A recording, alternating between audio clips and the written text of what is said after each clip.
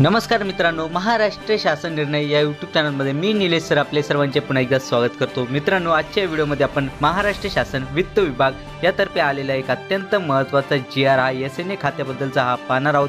नेमके GR शासन निर्णय हा काय तो सर्वच आपण जाणूनच घेणार आहोत। पण तत्पूर्वी जर का तुम्ही चॅनलवर नवीन असाल तर नक्कीच आपल्या चॅनलला सबस्क्राइब करून घ्या, जेणेकरून नवीन व्हिडिओ तुमच्यापर्यंत पोहोचत राहतील।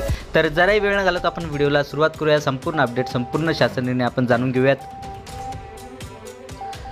केंद्र शासन पुरस्कृत योजना SNA स्पार्श प्रणालीमधून राबविण्यासाठी महाराष्ट्र राज्य सायबर कोशागार म्हणजेच महाराष्ट्र स्टेट सायबर ट्रेझरी या कार्यालयाकरिता एकूण 27 पदे निर्माण करण्याबाबत म्हणजेच मित्रांनो आपण या ठिकाणी पाहू शकता की जे काही आपले केंद्र शासन पुरस्कृत जी काही SNA स्पार्श म्हणजे की प्रणालीमधून राबविण्यासाठी महाराष्ट्र राज्य सायबर कोशागार या कार्यालयाकरिता एकूण 27 पदे हे नव्याने निर्माण करण्याबद्दलचे अत्यंत महत्त्वाचा GR आहे। मित्रांनो, आपण या ठिकाणी पाहू शकता महाराष्ट्र शासन वित्त विभाग यातर्फे हा GR शासन निर्णय हा आला आहे। आपण या ठिकाणी पाहू शकता की शासन निर्णय क्रमांक सेवा प्र 2024 प्रत क्रमांक 136 कोशा प्रशासन 3 असा आहे।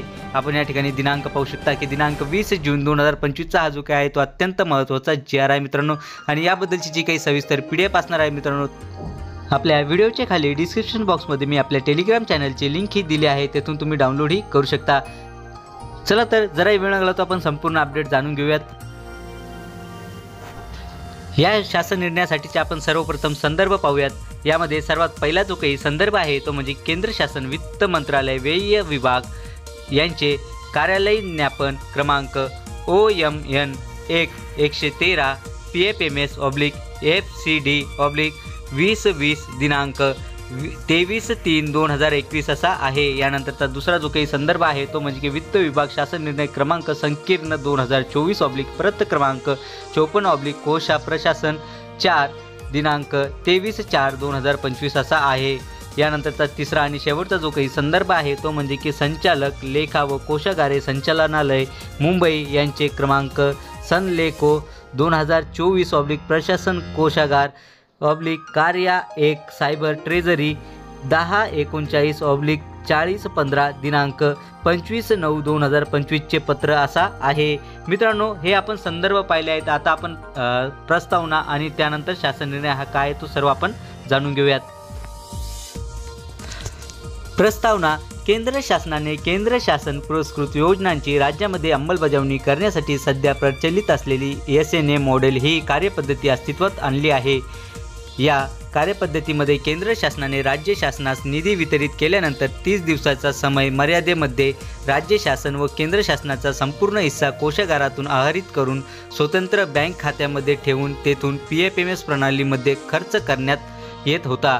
या कार्यपद्धतीमध्ये केंद्र शासन आणि राज्य शासन दोघांचाही निधी दीर्घकाळ केंद्र शासन राज्य शासनाच्या एकत्रित निधीबाहेर राहत असल्याचे निदर्शनास आल्याने केंद्र शासनाने दिनांक 13/7/2023 अन्वये केंद्र पुरस्कृत योजना राबविण्यासाठी SNA स्पार्श ही कार्यपद्धती प्रायोगिक तत्वावर लागू करण्याचा निर्णय घेतला आहे।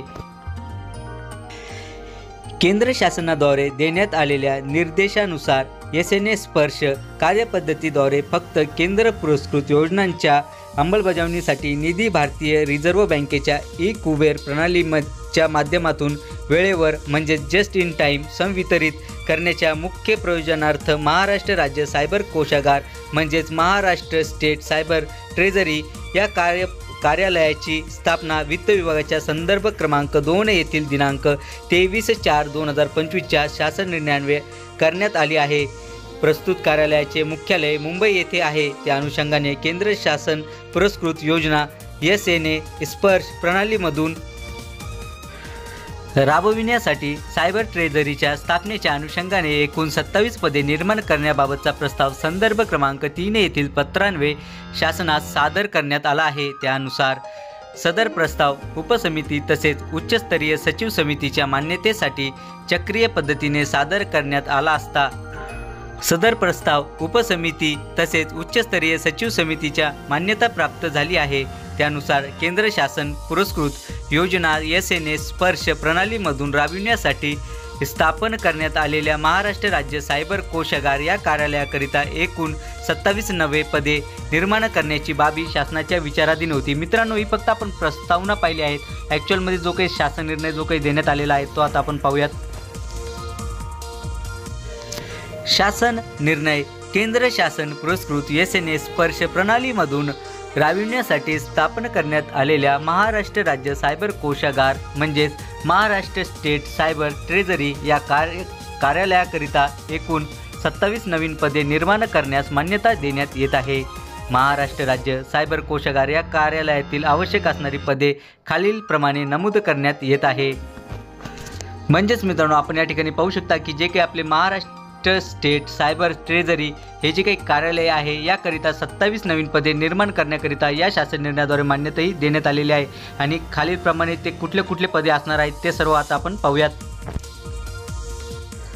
चला तर सर्व पदे आपण पाहूयात। यामध्ये सर्वात पहिले जे काही पद आहे ते म्हणजे की उपसंचालक यांची वेतन श्रेणी जी काही असणार आहे ते म्हणजे की 67,700 ते 2,08,700 एवढे असणार आहे। आणि पदांची जी काही संख्या असणार आहे ती म्हणजे की एकूण 1 पद या ठिकाणी असणार आहे। त्यानंतर दुसऱ्या क्रमांकाला जे काही पदनाम आहे ते म्हणजे की अप्पर कोशागार अधिकारी म्हणजेच लेखा अधिकारी संवर्ग यांची वेतन श्रेणी जी काही असणार आहे ती म्हणजे की 44,900 ते 1,42,400 एवढी ही असणार आहे। आणि एकूण पदे जी काही असणार आहे त्यांची ती एकूण 4 पदे ही या ठिकाणी असणार आहे।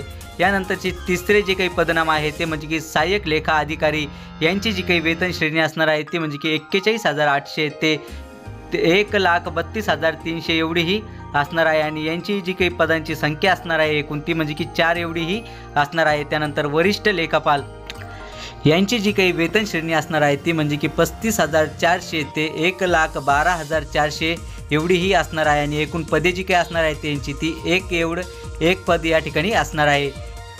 यानंतर कनिष्ठ लेखापाल यांची वेतन श्रेणी जी काही असणार आहे ती म्हणजे की 29,200 ते 92,300 एवढी ही असणार आहे। आणि एकूण पदे जी काही असणार आहे त्यांची ती म्हणजे की 9 पदे या ठिकाणी असणार आहेत। यानंतर शेवटचे जे काही पदनाम आहे 6व्या क्रमांकाचे ते म्हणजे की लिपिक टंकलेखन यांची वेतन श्रेणी जी काही असणार आहे ती म्हणजे की 19,900 ते 63,200 एवढी ही असणार आहे। आणि यांची जी काही पदांची संख्या असणार आहे एकूण ती म्हणजे की 8 या ठिकाणी असणार आहेत। आणि हे सर्व मिळून जी काही पदसंख्या जी काही होणार आहे ती म्हणजे की एकूण 27 पदे या ठिकाणी होणार आहे। चला तर मित्रांनो, याबद्दलची आणखी अपडेट आपण जाणून घेऊयात। सदर पदांच्या वेतनावर येणारा खर्च त्या लेखाशीर्षकाखाली खर्ची टाकण्यात यावा व त्या वर्षाच्या वित्तीय अनुदानातून भागविण्यात यावा।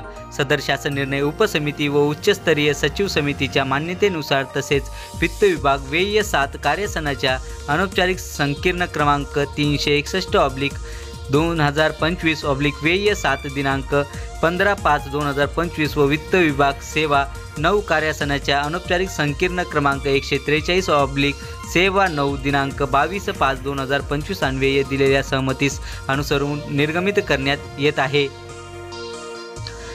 सदरचा शासन निर्णय हा मित्रांनो महाराष्ट्र शासनाच्या www.maharashtra.gov.in या संकेतस्थळावर उपलब्ध करण्यात आला असून त्याचा संगणक संकेतांक हा 2025/20/17/21/31/5805 असा आहे। म्हणजेच मित्रांनो, जर का तुम्हाला हा जो काही GR आहे हा क्रॉस चेक किंवा डाउनलोड हा जर का करायचा असेल, महाराष्ट्र शासनाची ही जी काही आपली ऑफिशियल वेबसाईट दिसत आहे www.maharashtra.gov.in या संकेतस्थळावर जाऊन तुम्ही हा जो काही संकेतांक आहे हा टाकून डायरेक्टली हा GR डाउनलोड हा करू शकता।